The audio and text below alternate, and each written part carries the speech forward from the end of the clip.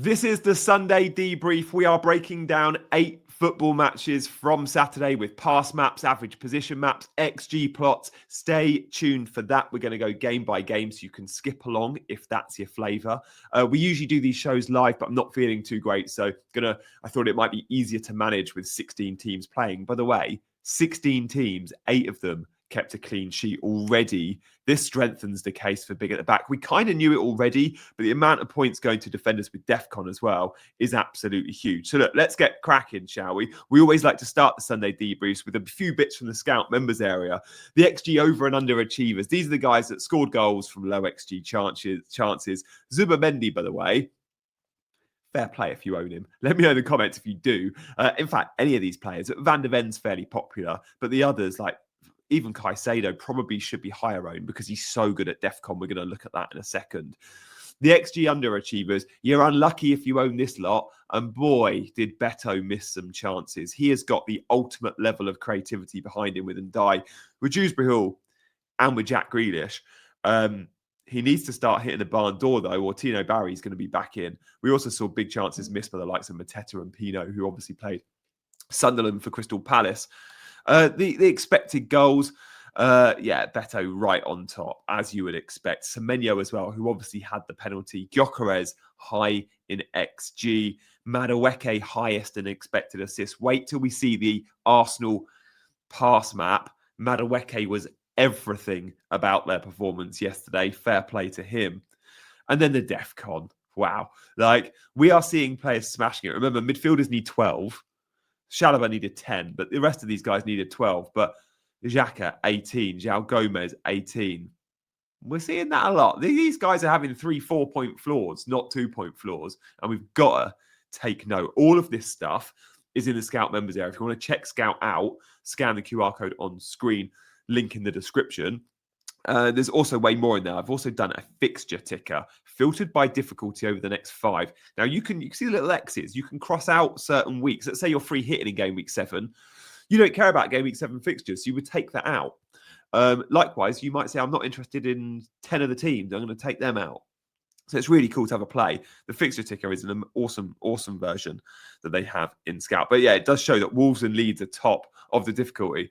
Keep the faith with Villa? I don't know. I think we have to because it's Sunderland and Burnley in the next 3. But boy, it's a hard case to keep your investment strong in Aston Villa. But look, we've gone through some of those numbers. Let's get cracking, I think, with the games. Before we do, if you want to hit those buttons, guys, thank you so much for supporting the channel.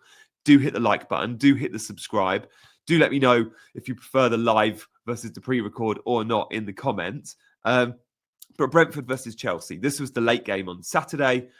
It was a game of 2 halves for Chelsea. Absolutely. I mean, look at that. They went in at half-time, the slightly weaker team. Very little XG throughout the first half.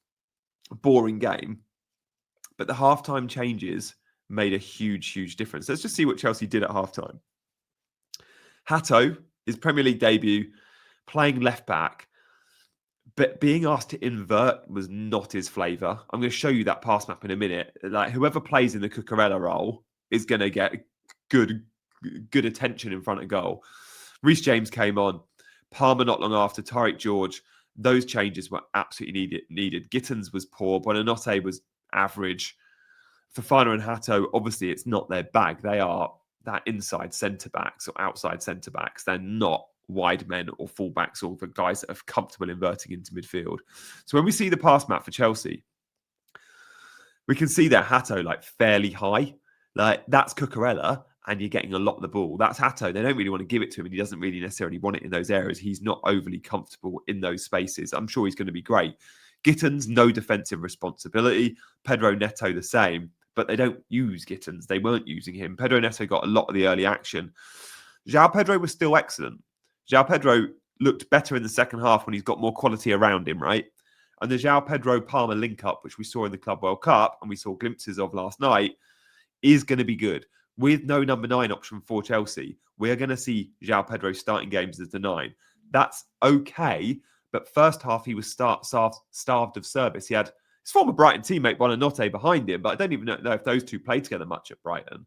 Certainly not in the 9-10. Yeah. Put Cole Palmer on, he got different stories. Joao Pedro got bonus points. Joao Pedro got an assist. Joao Pedro still had a really good game week. He is Mr. Reliable, and I am verging on the must-have status with Joao Pedro. I don't think any player in the game is a must-have. Joao Pedro might be that guy. Salah's not a must-have. There might be weeks like this week he's a must-have. It's Burnley. But in terms of are they a must-have in your squad, maybe Joao Pedro, maybe that's why he's the most owned player in the game, like, because he is. It's Man United next, then it's his old team Brighton, then it's Liverpool. It's tough 3 games. Forest and Sunderland after that, though, look quite nice. So, the game itself, Brentford rely heavily on XG from set pieces. 0.78 of their XG from set pieces. That's huge. And actually, fair play, because throw-ins, Coyote, wow, what a beast he is. Like, such a good arm. Working big chances as they did under Frank. Like, fair play. The goal was naive defending from Chelsea, leaving themselves isolated like that. The ball from Henderson was fantastic. The finish from Schade was great. But Chalobah was kamikaze defending to be out of position, in my opinion. Chelsea 16 shots, a lot of low XG chances, but then they started to come second half. And look, I would say this XG plot pretty much proves it. A draw was a fair result, although if you take off the Carvalho chance at the end, if the game finishes 5 minutes before it does, Chelsea deserve to win it. So, yeah, maybe it was fair. The set-piece threat from Brentford caused them problems, without doubt, and that will continue to cause teams problems. In terms of Brentford and their average position, keep your eyes on Michael Coyote, guys. Michael Coyote looks very, very fun down that right-hand side. Obviously, Keane Lewis Potter as well is more like a left wide forward, not a left wing back. And Schade and Igor caused some problems. They missed Damsgaard and they missed his creativity, but good performance. Brentford are going to be good at home. They've now beaten Villa and drawn with Chelsea at home. Not bad going. Guys, we are going to skip through the games. I hope you've got your morning coffee. For me, it's honey and lemon this week. So let's crack on, shall we? Before we do, I just want to show you something. No, let's do another game. Hang on. Yeah, Arsenal. Yeah, let's go to Arsenal. Arsenal versus Forest. Boy, the 2 things we knew we were going to get under Ange. Rubbish at the back, tick. And a bit underwhelming in attack. Like, they're going to be fun in attack versus smaller teams, but like going to the Emirates, 0.33 XG is rubbish, conceding a ton of XG. Arsenal dominant from start to finish. And I felt like it was always going to go this way. If you own Gyokeres, I think you're a bit disappointed with 6 points. I think you are. Like, you see 2.75 XG, the number 9, you expect a few more points. Now, he did come off 75th-ish minute, and maybe that's going to be a common theme when there's Champions League around the corner. With no Kai Havertz, they've got to really protect Gyokeres. So when games are won, and yesterday's game was won at the hour mark, I think we're going to see a lot of early subs for Gyokeres when games are won. 16 shots to 5. Yeah. Even that set-piece threat from Arsenal, so good. 1.31. Gabriel is going to score goals. Gabriel, again, could have had a couple yesterday. And a lot of those big bubbles are set pieces. The delivery was so good from Madueke, interestingly enough, with no Declan Rice. Madueke's sort of floated corners caused them all sorts of problems. We will see Rice back on set pieces, and we will see Rice back in this 11. He was clearly rested just because... Excuse me, guys. I don't edit these vids, so hopefully that audio wasn't too deafening. We saw Mosquera come in at centre-back. The Saliba slot looks really good, Mosquera. Timber and Calafiori are a bit higher. They're actually in the midfield. Like, they're alongside Odegaard, who went off injured with a shoulder injury. It's the front 3 where the money's at. And come game week 7, we'll be here for it. Look at the Arsenal fixtures come game week 7. West Ham, Fulham, Palace. It is City and Newcastle before that, which is why I'm cool on Gyokeres. But as soon as 7 hits, I want Arsenal. I want Gabriel. I want Gyokeres. Watkins, see you later. And I think I probably want Eze. Now, Madueke gets the headlines. Madueke was everything yesterday. But Madueke, this is his best position. And we know Saka comes back into this team. Of course he does, right? Does that put Madueke on the left? He's not so good there. or does Eze stay on the left? Let's watch this space. And again, it will change probably game on game. But I think Eze will get more minutes on that left-hand side when Saka's fit than Madueke. And I think he'll be the FPL pick. But Noni Madueke, fair play, he's playing so well and he's so direct and he beats his man. And when Saka's out, they really miss him because they miss that profile.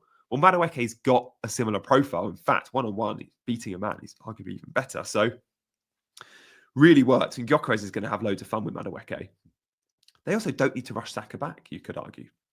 Maybe they've done that too much too soon.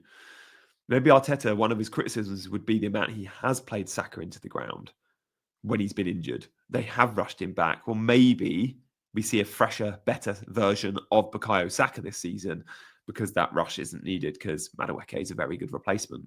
They're going to keep clean sheets with fun, guys. Look at the XG plot, by the way, and the shots. 5 shots against them, all low chances.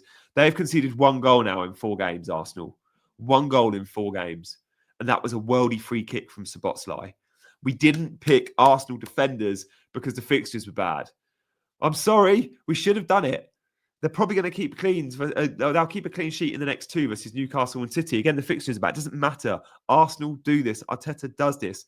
Gabriel at the death, by the way, even got DEFCON and he got bonus. It was a haul from Gabriel yesterday. He could have had a goal.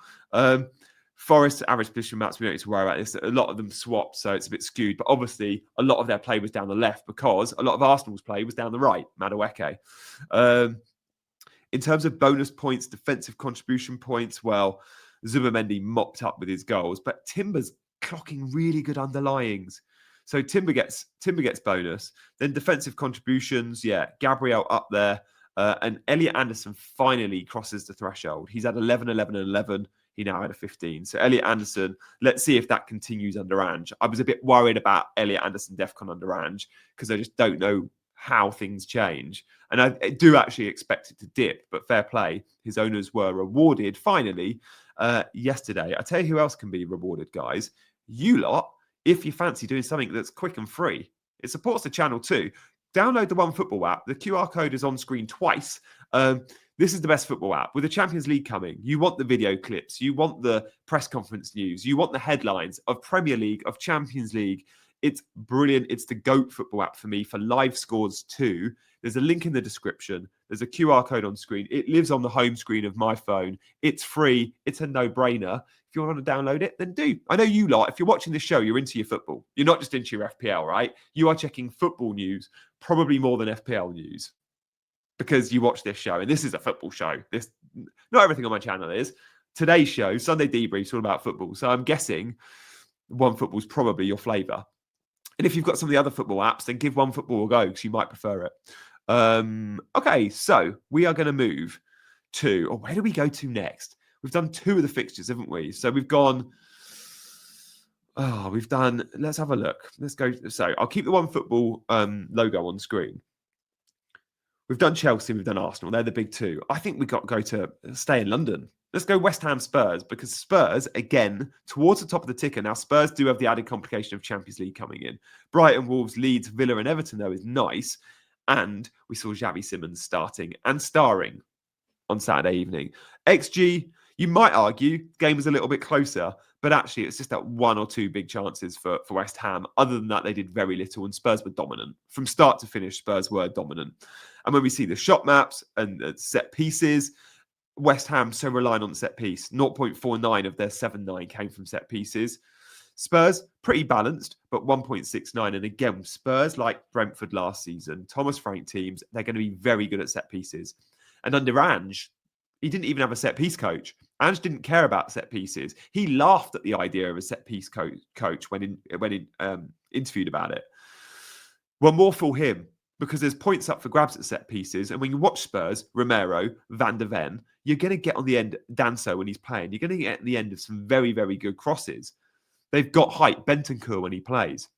And we saw yesterday, set piece goals from Spurs. So, look, fair play. Good performance from Spurs. I thought Porro was good at right back.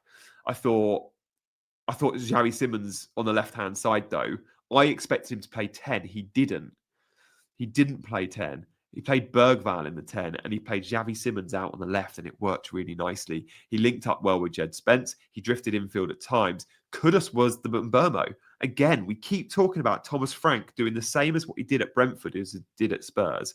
Better at the back, really good at set pieces, long throw addition, and Kudus being the Mbermo. The highest man on the pitch, the outlet, the 90-minute man. That's Mohamed Kudus, who was desperate for a goal. And he should have scored one late on. Porro put it on a plate for him and he sort of scuffed his half volley. Kudus is going to be great. I still think at 6.5, he's the pick. Xavi Simons is going to be excellent, a little bit more money than that. Worth noting, Matthias Tell played instead of Richarlison as the 9. Tell's not in the Champions League squad, and that's pretty much the only reason. But Joao Pedro in the middle of the park controlled everything. And alongside Pape Sarr, had a really good game. Pape Sarr not having to play number 10 now, playing a bit deeper. That's what we do on this channel, right? On this show, I'm giving you the trends, who's getting the minutes, who's playing where and why. And hopefully that allows us to make informed FPL decisions. If you enjoy that sort of stuff, please do subscribe to the channel. And hit the notification bell because I'll usually do these shows live. And if the demand is to keep doing it live, I will. But I thought with today, with not feeling great, all the comments and stuff, I thought it'd be easier and quicker with 8 games on Saturday to get through as well to go pre-recorded. So look, we'll look at West Ham real quick. I don't think we're buying West Ham players. Paqueta had a bit of love. Paqueta actually played number 9 yesterday, but he came off at 70 because of the flight back from Brazil, I've got no doubt. We saw Joao Pedro coming off around the same minute mark as well, off the back of those long journeys. But Paqueta 10, number 9, was interesting, and he could have actually scored in the first 10 minutes. We know he's on penalties. We know he's under 6 million. If he continues playing 9, great. Fulcrum could be back. Let's see. I just don't love West Ham. Even if the fixtures are good, I don't really love West Ham for consistency. Palace, Everton, Arsenal, Brentford, Leeds. They could win 3 of them. They could lose all 5. It's just too hard. They're too unpredictable for me, West Ham. Kyle Walker-Peters, by the way, keeps getting the nod instead of Wan-Bissaka, and he had a good game. Kyle Walker-Peters over Wan-Bissaka might just be a common theme. If you own Wan-Bissaka, who was one of the highest owned defenders in the game, get rid. And Diouf's going to get assists. Of course he is. Somerville earned his start from his cameo in game week 3. And he always looks lively. In terms of bonus, well, Romero, Van der Ven and Vicario, Bergvall and Porro did really well in the BPS too. Interestingly enough, because they had all the ball, Spurs, really bad for DEFCON. Like, Paulini is going to get DEFCON over half his games, I think. But he was kind of nowhere near yesterday. He was halfway there because constantly just had the ball. West Ham didn't do much. Obviously, there was a Souček red card as well. So look, Spurs moving forward, I think we like them. I like Xavi Simons, but I still think Kudus is the pick, and I think this illustration from between the posts probably shows us why. The Mbermo, Newcastle Wolves. Walter Marda, his debut, and he scored. Wolves are in trouble. Wolves are really in trouble. Let's just have a look at the Wolves fixtures, though. If they don't maximise this fixture run and pick up points, then they're down. They have Leeds, Sunderland and Burnley. If they can't score points versus Leeds, Sunderland, Burnley, they might be down by game week 10, which sounds bonkers. But the newly promoted teams are picking up points, right? Wolves could be in trouble. Look, I actually do think they'll pick up points against Burnley, Leeds. Sunderland away, trickier. But Burnley and Leeds at Molineux, they have to pick up points. And I think they probably will. But they could be in trouble. We can definitely target them when our top teams like Newcastle play them as well, by the way. Good performance from Newcastle. Interesting in terms of the selection from Eddie Howe. By the way, 16 shots to 8. Yeah. And Wolves, no big chances. Now, Eddie Howe went with Jacob Murphy over Elanga. Now, why is Elanga not getting the starts? Because I don't think he started in game week 3 either. So, look, Jacob Murphy was amazing last year. He will be feeling pretty sore. Pretty sore that they went and spent 50 million on Elanga after the season Jacob Murphy had. And they're both going to play on one position only, right? It could be because Champions League, though. They're just going to share some minutes. That makes Elanga a non-event in FPL. Maybe Elanga starts Champions League against Barcelona in the week. But Murphy had a really good game and they used him. They used him so much. We thought we might see Lewis Hall left back, Tino Livramento right back, but we saw Trippier. And a lot went down that right-hand side. Trippier to Murphy isn't the axis perhaps Newcastle fans thought they'd be seeing. They'd think they'd seen Livramento and Elanga down the right. But it worked. And whoever plays number 9, whether it's Visser, who looks like he's out for a few weeks, or Walter Marda, they're going to get a lot of service from both the wide men, whether it's Gordon or Barnes, whether it's Murphy or Elanga. They are going to feed their 9. The number 9 for Newcastle is going to get points. Number 9 for Newcastle is going to get a lot of love, and they're going to get shots. So we've got to remember that. Number 9s for Newcastle in this system, especially when they play at home, they were really good against Liverpool. Really unlucky versus Liverpool. Even with 10 men, they were really good against Liverpool. They've just absolutely annihilated Wolves. I like Newcastle moving forward. And I think even with bad fixtures, those home games versus Nottingham Forest, the home game versus Fulham, I massively expect them to win those football matches in 7 and 9. Walter 7 million. Like, punt, but maybe not. Like, especially with Visser out. No one's buying Wolves players, are they? Worth mentioning, like, Joao Gomez for DEFCON. Joao Gomez is an absolute DEFCON beast. Now, we knew this last season. Like, that's not news to us. We have to remember that. Last season's data shows us that. When we look at Gomez price, 5.4, I think he is. Just checking now. Yeah, 5.4. Shame he's not 5 because he might have been the best of the 5s. Wolves have the fixtures, as we've said. Strand Larsen, if he's back fit for these games. If we had a guarantee Strand Larsen was going to play versus Leeds at home, and then Sunderland and Burnley, you'd pick him. I think he'll get goals. Let's see, though. They've been really coy about revealing how injured he is. I expect he's got a chance for 5, and we see him in 6. Let's see. Walter 40 in the BPS, by the way. That's like, if you're a forward and you score, but he also did a lot of other neat stuff. Pope getting bonus and a save point as well, I think he got. And then DEFCON, yeah, it goes to the Wolves lags. Agbadou, it's always the guy that plays the middle of the back 3, remember? And yesterday, Mosquera played there, and Agbadou still got the DEFCON. Usually Agbadou is where Mosquera is. Now, Agbadou is just really good at those one-on-one duels, and he will go up and win a lot of headers, and he will make a lot of clearances. I still don't think that's enough. You could argue, if you're looking for a budget defender for these next fixtures, Agbadou could be a punt, but if you're spending 4.5 million, find 4.6, go to Senesi, go to Joachim Anderson. I don't think Agbadou is going to be that guy. Speaking of Senesi, I've got the Bournemouth game up here. I don't have all the illustrations for Bournemouth. Between the posts, haven't uploaded that one yet, but I do have some stuff on them. Firstly, let me just recognize this. If you've watched this channel, if you've watched this Sunday debrief stream in Gameweek 1, 2, and 3, you would have seen me banging on about Semenyo. That pass maps tell us Semenyo is everything. I, on this channel, have told you numerous times in the summer, numerous times early this season, Kluivert's not in the 11. He can't get in. He was injured at first. Now he can't get in.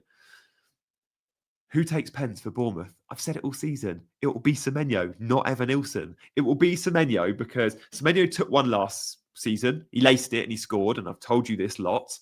Evan Nilsson took one last season and he missed it. Sanchez saved it. I've told you this lots. I always backed Semenyo for penalties, and fair play to those that own him. On behalf of you guys, I'm genuinely happy for you. It killed my rank because despite banging on about Semenyo, I've tried to be too clever with my move this week, and I didn't go Semenyo. I went Harvey Elliott. I'll whisper that one. But Semenyo absolutely rewarded those that went there. So well played, because he's been getting the big chances. He's been getting the XG, and now we know he's on pens. We knew that if you watch this channel already. You lot knew that because you watch me. So look, you've been rewarded. You've got the fixtures. You've now got the player that's going to be most in demand next game week. He's going to go up in price again. You are ahead of the curve. And again, look at this. Everyone else gets subbed. Brooks, Tavernier, Evan Nilsson, off. Scott, off. Semenyo, 90-minute man. He is so good and so valuable, and he doesn't have European football, and that really matters. Kluivert came in 6-7 minutes. Again, he's coming off the bench. The front, I keep saying Tavernier is now the 10. Brooks is now on the right-hand side. That's the first choice, and he's running with it. As long as they're winning games, he's running with it. Senesi booked and yellow carded. Booked and conceded. So he did get the DEFCON Senesi, but it wasn't quite the same. You could have done with that clean sheet, owners. The Kuiper injured. Kadioglu came on, worth noting. And Matoma looked really like Matoma's class. We know that. Matoma, Minter, goal assist. In terms of DEFCON, Senesi always just gets it, doesn't he? 12 this time, just scraped it. Remember, he needs 10, so he had it. We've been seeing Senesi getting 15s and 16s, so 12 feels close. But yeah, Alex Scott, close to DEFCON, is 5 million. He scored the goal yesterday, Scott. Remember that? If Scott had played 90, he would have got the DEFCON. Interesting. And Kadioglu came on at 24 minutes and still got DEFCON at 10. Van Heck also got it. Veltman got it. Dunk got it. That's Bournemouth versus Brighton. I've always felt like that was a 50-50 game. Part of the reason I didn't go to Semenyo was I like the fixtures, but I thought maybe they were better than we thought. I thought Brighton, hard game. Newcastle, hard game. If they're going to go score 2 goals, he's going to be involved. You've then got Leeds, Fulham, Crystal Palace, Forest. You're going to feast. You're going to feast. Do I wildcard and get him in? Maybe. The QR code for OneFootball will stay on screen, by the way, guys. If you want to know more about these games and some of the data, it's great for all of that too. But obviously with Champions League coming, you're going to want OneFootball on your phone. So what games haven't we done? What games haven't we done?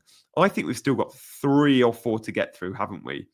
So let's do it.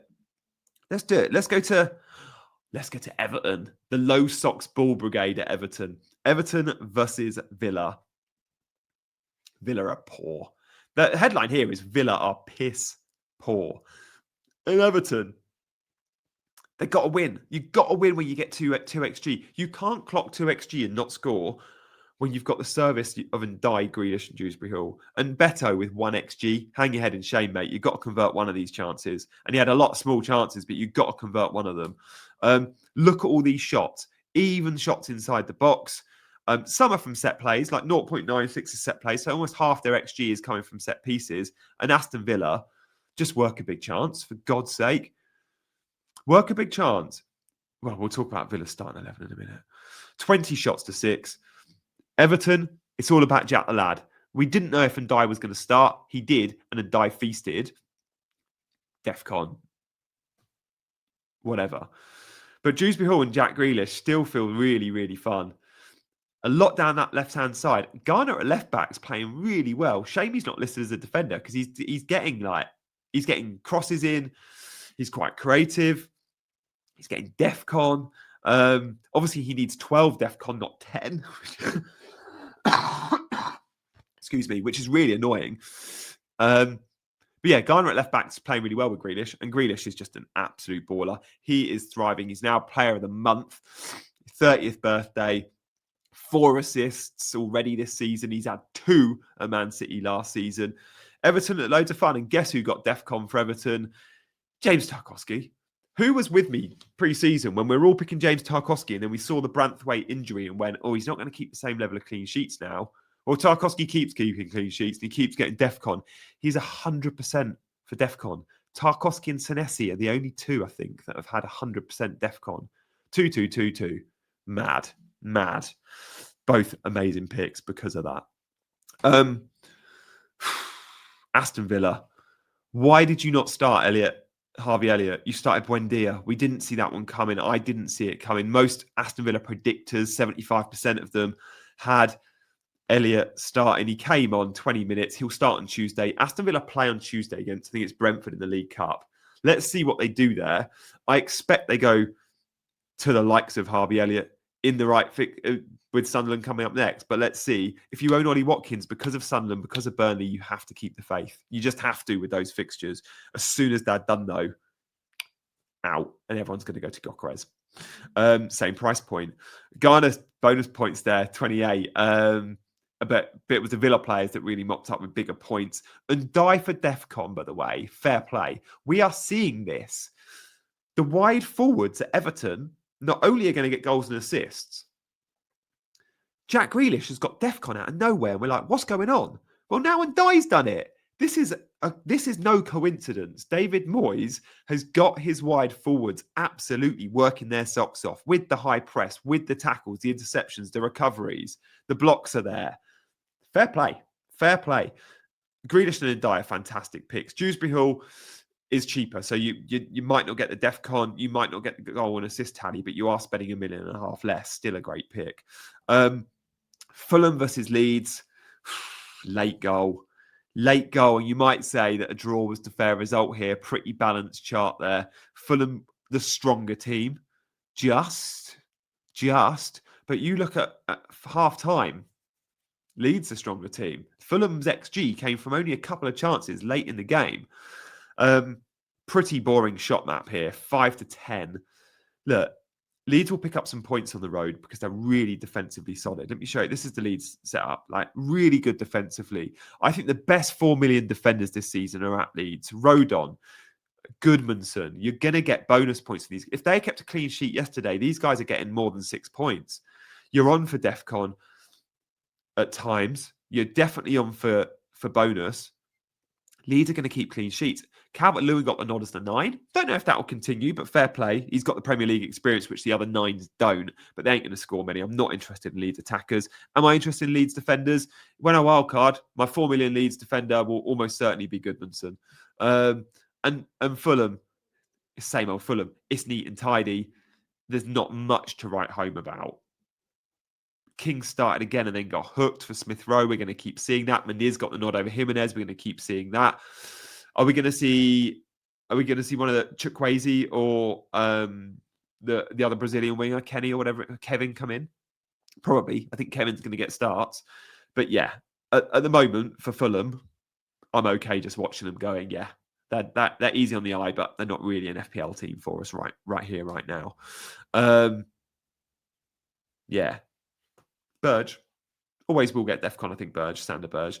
Guys, if you're enjoying the show, by the way, thank you for watching so far. We've done over half an hour. I've still got a couple of fixtures to get to. Do hit that like and subscribe button and with the notification bell, because I'll try and do these on lives where I can. I think you guys prefer the lives. So let me know in the comments. If you've got any questions, let me know. I will have my early thoughts video out on Monday morning with what I'm doing with my hell of a team.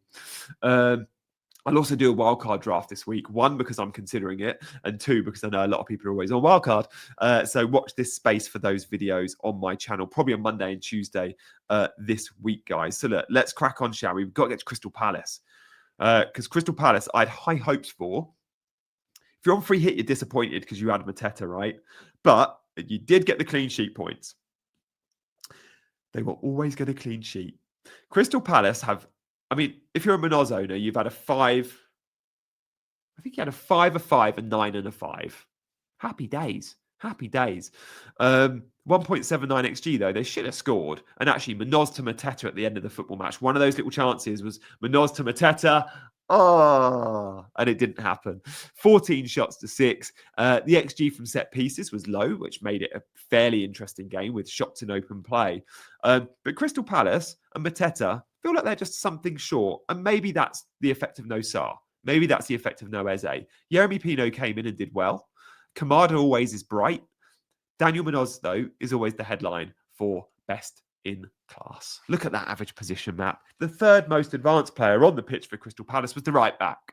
This is why he's an incredible FPL asset. We've not seen goals this season.